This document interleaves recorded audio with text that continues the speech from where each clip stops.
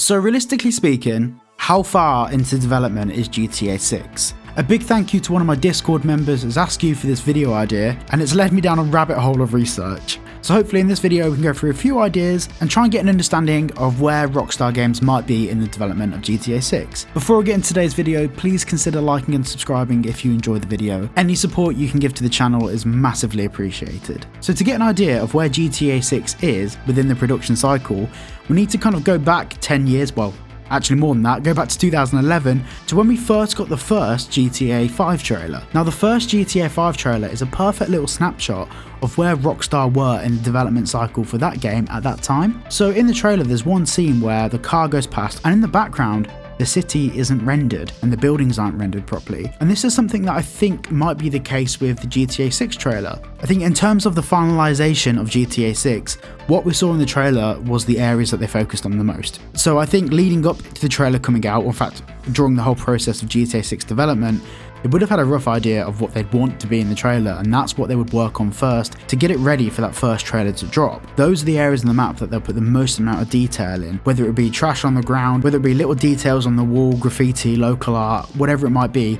That's where they'd put the most amount of effort to begin with, because that's what we're going to see first, and that's what we're going to dissect. And as you can tell, myself and many of the channels have ripped apart that trailer piece by piece to try and get an understanding of what GTA 6 will be about, what it will be like, and what features we might see. So that is the perfect starting point for Rockstar Games to start actually building together a vibe of what we might be expecting to see within GTA 6. So that is going to be Rockstar's focus, every scene that we saw in the GTA 6 trailer. Now what we do know about the GTA 6 trailer is it was rendered within engine, so it was actually in the game engine that they made it. But secondly, it covers a few different areas of the map. So for example, we had one scene of the Everglades. We had some key shots at different areas. We had one which looks like it could be Port Gellhorn, the other side of the map. And of course we had the Vice City area, the beach. They were kind of the core focuses for the trailer. Giving us a vibe of what those areas are like was clearly very important to Rockstar for the trailer. So let's look at the timescale. So the writing began for GTA 6 in about 2014. Now writing can take a large amount of time. It could either have been done in 6 months, a year,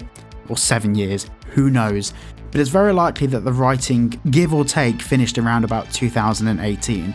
When I say finished, I mean the bulk of it's there, because I imagine even like the Strangers and Freaks missions will probably be still in development now, but we'll get to that a bit later on in the video. In 2019, we had Rockstar doing the first lot of real world activity, so they were actually visiting locations in Miami as scouts to talk to business owners about modelling their business and taking photos of the businesses or the houses for use in the game. Now at the time they didn't mention it was GTA 6, they didn't even mention what the game was, but Rockstar Games aren't exactly known for working on 100 games at once. So we know it wasn't for Red Dead Redemption 2, so we can draw a pretty logical conclusion that it's probably for GTA 6. Unless they're working on a game based in Miami other than that, but you can draw your own conclusions there. I'm of the opinion that between like 2018 to 2019 is when they actually started doing the modelling for the town. Now, that's not to say they weren't working on the game engine beforehand. Obviously, Red Dead Redemption 2's game engine is quite advanced, and I imagine the GTA 6 game engine is a revision of that and a version of that, but maybe tweaked slightly with different physics models plugged into it. So I think in like 2018 to 2019 is when they're most realistically working on the buildings and the architecture within the game. And now I shouldn't really say architecture, because architecture in gaming is actually the game engine and the framework, but I mean physical architecture of buildings. Now in 2022, of course, we had the massive leak, which was 90 leaked clips from the game engine itself, and those leaks back in 2022 were predominantly the developers working on the game engine and testing different mechanics within the game. Now, for that to have been from 2022, and it was in pre-alpha, and they were still testing mechanics within the game, shows that in 2022, it probably wasn't that far along in development. It was enough so that they had a map and they had basic structures that covered a large section of the map. We saw many different areas of the map from that, but I don't think the actual game engine was very advanced at that particular point. And my reason for thinking this is a lot of the clips were like testing the character in cover, testing how the character moves and like goes prone and stuff like that. For that process to come and last, for me as someone who isn't a games developer, is really confusing, but of course clearly it's how Rockstar do it, and whatever they're doing is clearly working. So in 2024, where are Rockstar now and what are they doing now? Now, When I made my GTA 6 documentary video, I actually spoke to a couple of developers about some of the behind the scenes of making games, just so I had a bit more contextual knowledge. Nothing that they said really went into that video, but it was more me understanding the timeline of games development and also the timeline of all the leaks for GTA 6. So I did a lot of research just to get a bit more knowledge around the industry as a whole. And a few games developers I spoke to had different analogies for this, but my favourite one was, one of them said, imagine a jigsaw puzzle where every single piece of the jigsaw puzzle is another jigsaw puzzle. So you can start off by drawing a square and saying, this is the game. And within that game, there might be 10 different pieces, but within each of those 10 different pieces, there's another 10 pieces, and within each of those pieces, there's more pieces. So for example, when we zoom out and look at it, we still have a square, it's still there. But when you zoom in, we have more detail, and when we zoom in again, we have even more detail. So what we saw in the trailer was probably like the third revision along with the jigsaw puzzle. So for example, we saw buildings, but those buildings may not have interiors yet. Maybe they do, maybe they don't. But if they do have interiors, maybe if it's a coffee shop, there aren't cups of coffee on the table. Maybe there aren't things on the counters.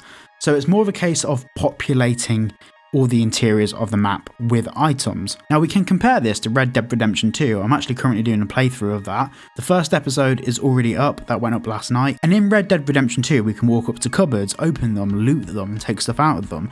I think this is probably the stage that Rockstar are in at the moment with GTA 6. Adding all the mechanics and features that they built a couple of years ago actually into real world use within the game. Actually having things that we can loot and populating different interiors with items. Now playing devil's advocate, let's say that Rockstar have already done that. They're already at that point. What comes next? Well, if they've already done all that and they've already populated all the interiors and done all of that complex interior building side of things, the next thing for them to do would be to try and break the game. Now this is a big part for big developers, and this is where a lot of developers go wrong.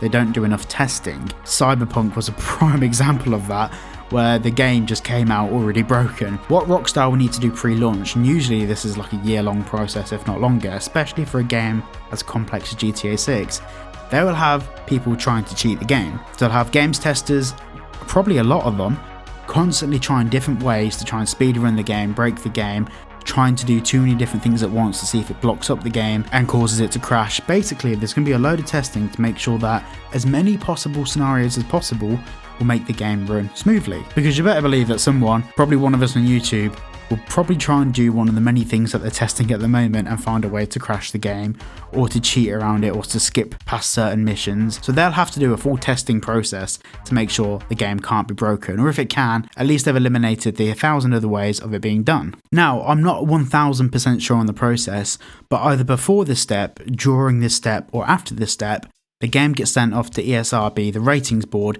for them to actually check the game themselves, to make sure that it abides by all the regulations. And Rockstar actually used to self-assess themselves, so they used to be able to go to ESRB and say, yep, the game's fine, and ESRB would trust them. But at the moment, ESRB won't allow Rockstar to do that, as back in, I believe, 2004, when GTA San Andreas came out, and that hot coffee mission was hidden in the game code. That caused a lot of problems for ESRB, and actually not just like business issues with Rockstar Games, it actually caused legal issues, which there was a whole thing about that. That was a massive deal back in the early 2000s. So now ESRB don't allow any games developers to self-assess, they actually test the games themselves and assess the games themselves to make sure mistakes aren't being made. So at some point during this timeline, ESRB will be involved to test the game to make sure that it abides by all the regulations that are required so the game can be safely sold out to the general public.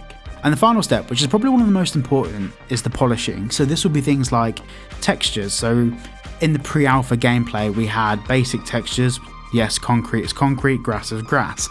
But before the game's release, they'll just go through and polish. Basically, they'll keep working on this game, even if it's quote unquote ready.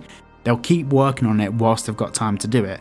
So they'll be going over different parts of the game, different parts of the map, and reworking as many bits as they can that won't affect the mechanics of the game, but will just be a visual thing that we see, an aesthetical thing we see. Whether it be water dynamics, whether it be the way grass moves, whether it be the way the birds fly, or the way that wind affects objects.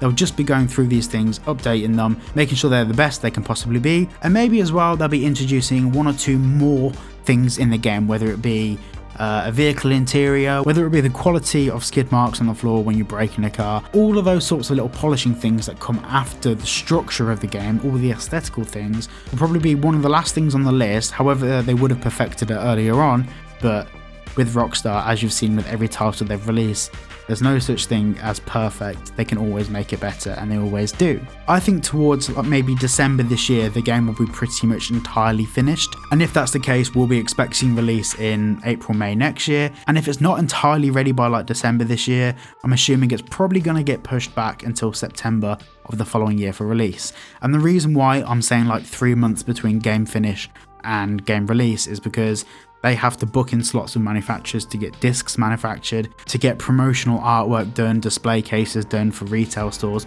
All of that stuff is usually within the 6 months before a game's release to make sure they have enough stock, because this will be the biggest selling game of all time. And having 1 million copies ready is nowhere near enough. This game's expected to make about $1 billion in its first 24 hours of release, which is mind-blowing. So they have a lot of logistical things to think about. Not necessarily Rockstar Games, but their parent company, Take-Two Interactive, have a lot of logistical things to think about in the lead up to the game's launch. This is all the information I've found so far from my research. Of course, if you have any other ideas or suggestions or things that could point to where Rockstar could be in this development cycle, please put them down in the comments down below. And thank you all for watching today's video, and I'll see you all in the next one.